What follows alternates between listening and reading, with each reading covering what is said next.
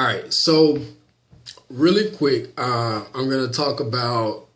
I'm just gonna do a documentary, or so to speak, kind of on training. So these got to be on my headset in case I get called on on the job training. But it's getting a little boring, so I thought I'd do this recording. So I'm thinking about moving to Texas, and the reason being, Texas, they kind of got like their own jurisdiction. A lot of people move to Texas for not having to abide by zoning laws, which prevents you from growing certain things, having certain animals, just dictating what you can and can't do. So that's the same reason I want to move to Texas. But the land that I'm looking in to getting is a piece of land. It's for veterans, but it's a pretty cheap amount of land for about 5 acres, maybe like about $20,000. Now, the process has been crazy. I got a list here I'm going to read off of how, I started trying to figure out what I'm going to do as far as water, electricity, stuff like that. So I started by calling in the county. The county, that was a no-go. Then I called Ms. Baker, which she is with some type of, what she's with. She's with the community co-op county or something like that. Need a little light in here. Darkness. But no. Then I had to call like the people who you depend on to hook your electricity up and stuff like that. Like Reliance and stuff like that. So I got tired of calling. I laid off of it. And I tried back today. And I had to call this distribution center, which they said that would take 24 to 48 hours. And then you have up to 20 days to something. I don't know. There's a lot of stuff, trust me, that you have to do when you moving on land that doesn't already have the stuff set up. So that should give you an idea of possibly how far this could be out. You know what I'm saying? But so I got in contact with some people, and they told me that I need to call these co-op. I guess they call it a co-op, where they have their own stuff. I don't know. So then they told me I needed a 911 address. So I'm like, wow, really? Because the land, of course, there's no land there, so there's no address. There's a latitude, there's a longitude, but they don't need that. So they need a 911 address, where basically an electrician has to come out, look at the land, see what needs to be done, blah, blah, blah, blah. Now, I'm just hoping that all this is not going to cost me out of pocket to hook all this stuff up. If that's the case, I may have to weigh in my options to try to see, is it really worth getting this land where I have to do all this stuff myself, or getting a piece of land that pretty much have all the stuff on it. So that's what I'm up against. Is just I'm going to start this blog between now and February time frame-ish. I hope to be in Texas. Now, I know for my family and friends who are watching this, and they be like, how in the hell are you going to move to Texas and, blah, blah, blah. But by that time, hopefully everything will be right, and I can just up and travel and wherever, or have people visit, or pay for them to visit, whatever. And the reason being, let me just lay this out. I'm the type of person who, for one, I want this piece of land so that I can grow trees, like big fruit trees. Because call me a conspiracy theorist, call me whatever you want to call me, they're putting chemicals in the food. They're not even spraying it no more. They're injecting your food. Trust me. So whatever I could do to live a sane life with nature and whatnot. I ain't got time to be chemically imbalanced with all this shit they put in all food. Excuse my French. But I can't do it. The thought of it, we're on this earth for a split minute. I just need to be at peace. I'm more at peace with space, trees, dogs, stuff like that. People are crazy. Okay, I'd rather have a whole bunch of animals versus people.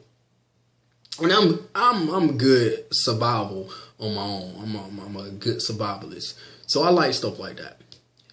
Number two, there's been talks about this earthquake plate that's right. It falls the Meredith plate, whatever the Minadron plate falls right between North Carolina, South Carolina, Tennessee, right up in there, and it's becoming active. And scientists predict that any day it could go off. Now, it goes off every 3,600 years, and it's due to go off again. Now, this is going to cause catastrophic things whenever it goes off, because a lot of people, they're just not going to hear it. They're not going to pack up. They're not going to pack up their lives. They're not going to leave. They're not going to move. They're just going to wait it out. If they come down with a national emergency, then people are just up and leave. I don't want to be in none of it, because if you ever lived in a place where tornadoes or hurricanes and evacuations, shit can get real stupid. People trying to get out of the city, it's like a death trap. And I don't want to be in none of that. And then the most dangerous part of anything, if a natural disaster did happen, if you stay in the city, what happens, and if you logically think about this, what's going to happen is people are going to panic, because they're not going to be able to get access to things. Now, if things got really bad, people are going to be stealing, robbing, killing, doing whatever they need to do to survive. And not to say that this is imminent, meaning it's going to happen right now or 2 years down the road, whatever. It's just that it is a strong possibility that this could happen. And me being ex-military, I know the signs. I know different stuff to look for. I know how it is when a natural disaster comes, how people get in need. And so if you move to a location, and a lot of people are moving to out locations where somebody was trying to, find food or, whatever, they wouldn't be able to get directly to your house on foot. They'd be tired as crap. Like the refugees. If we look overseas and look at what the refugees are doing, it's the same thing. But not one day can you sleep on the fact on what's going on overseas. Let me see what's going on in my training. All right. So it's not one, don't sleep on the fact that the refugees over in other countries, they're walking on miles and miles because they're killing people for their religion. They tired of the suppression and all this stuff. The United States is not too far along behind. I mean, and one of the things that I constantly think about is I don't want to be in the city. Because the city is one of the places where people, if you're growing a lot of stuff, people are going to just come and take your stuff. They're going to come and take it. It's survival of the fittest. If you got it right there and they feel as though they need it, they're going to come take it. And so I don't want that. I'm going to have my guns. I'm going to have my setup. And, one guy even went as far as building a zombie tower. Literally, no kidding. It's pretty cool. It's like way in the air. He have an elevator to ride up. He has this thing to lock all windows, blah, blah, blah. And he says zombie mode, and it cut off all the lights, blah, blah, blah. And he got his rifles, blah, blah, blah. They call these people doomsday preppers. Now, I'm not saying that I'm a doomsday prepper, blah, blah, blah. But people, you can never be too sure. And it's not like I'm trying to run away from life. It's just that in the midst of something that catastrophically happen, if you have a lot of people in one place, things get out of order. That's what martial law is for. People don't know it. People keep thinking, well, martial law is for them to come take over this and this. No, they're prepping for any type of war that they would normally prep for. Just like wars, they have body bags waiting to bring our troops home. They have body bags and trenches for the people who get killed. They have that stuff right here on the U.S. soil right now in different parts of the country.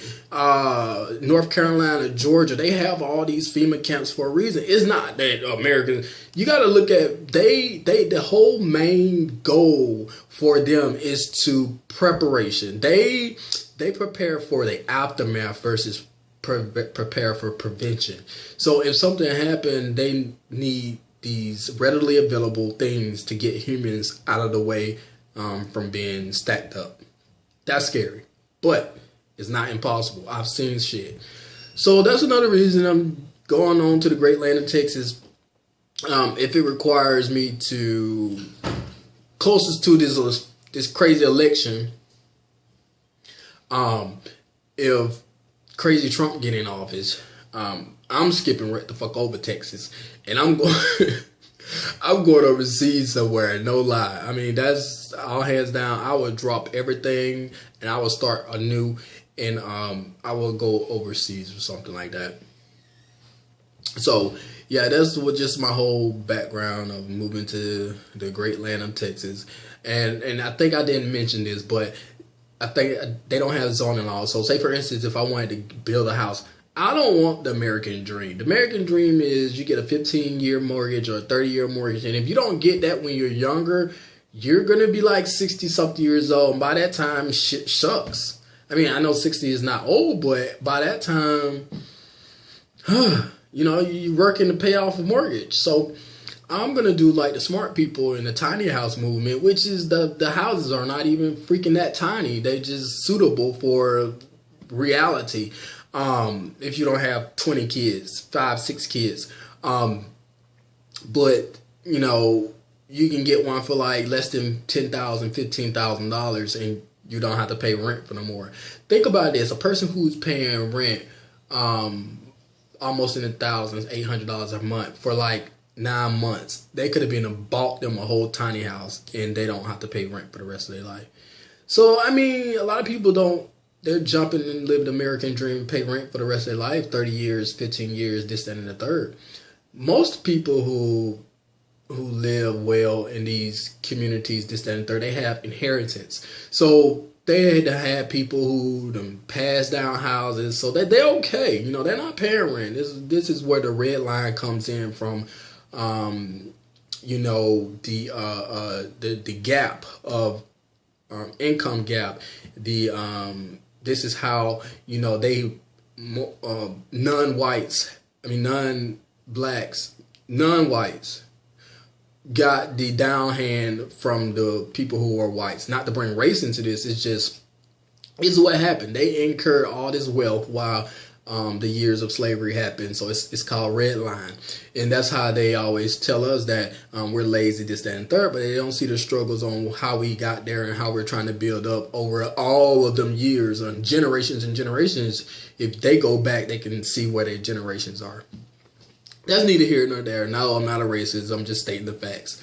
But yeah, this is my blog. It's been 13 minutes. Blogs tend to be a little longer, so hope you guys got something out of it. Hopefully, throughout my blog session, I'll be able to give somebody some insight so they don't have to go through all of the heartache and what should I do and this, that, and the third if they plan on doing like a move out to remote areas.